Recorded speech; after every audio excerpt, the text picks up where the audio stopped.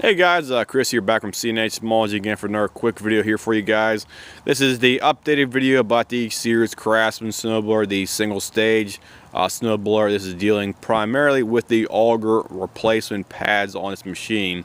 I told you I was going to do a updated video about this, so it's going to be probably about 3 or 4 minutes. It's kind of cold out here this morning, so I'll do a quick video here for you guys.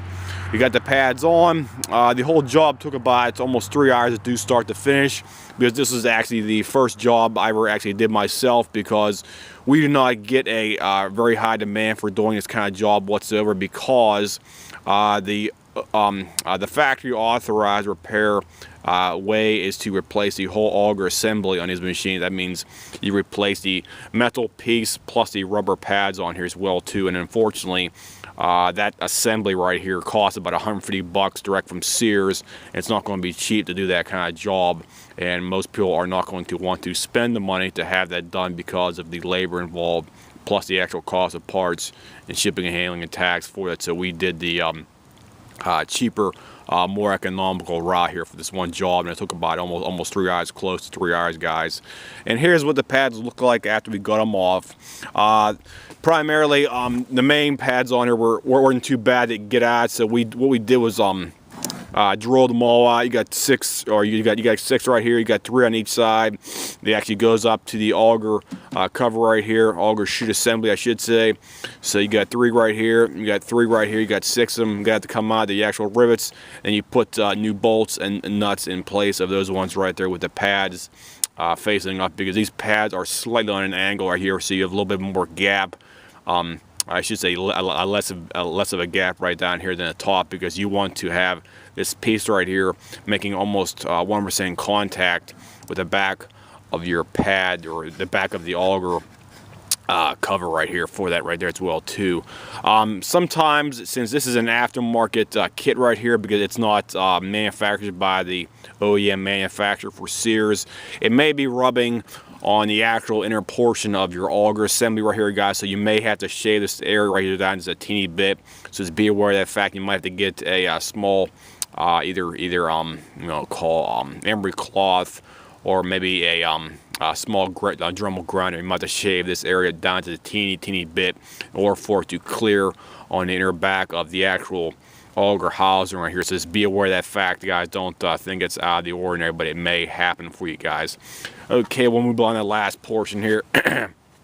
Whenever you're taking off the circular pads right here on the each side right here, the ones that are easy to get off are the first 1, 2, 3, 4. The last 2 in the back right here, guys, these can be a real bitch to get off right here. I don't like saying that, but that's the case. You will have to cut the rubber in order to get them off, like we did right here.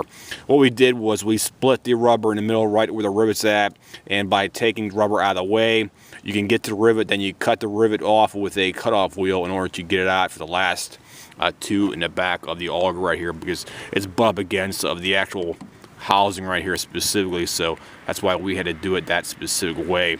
So that's what it looks like when you have a cut split right here for the actual rivet area. This other one doesn't really have it on here, but we did have to do it on there anyway. So we got them all out.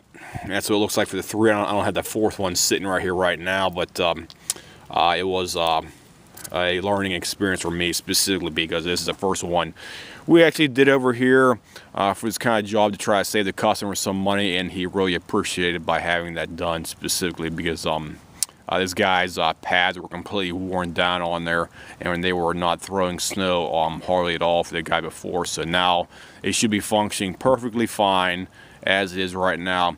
There is one thing I should mention.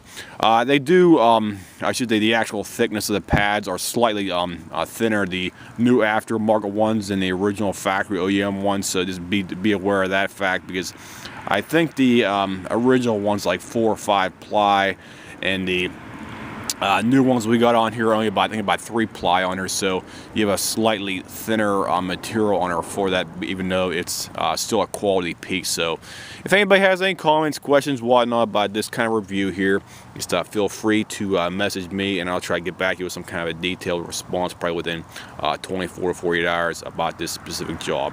So we'll get our shot of the actual machine here.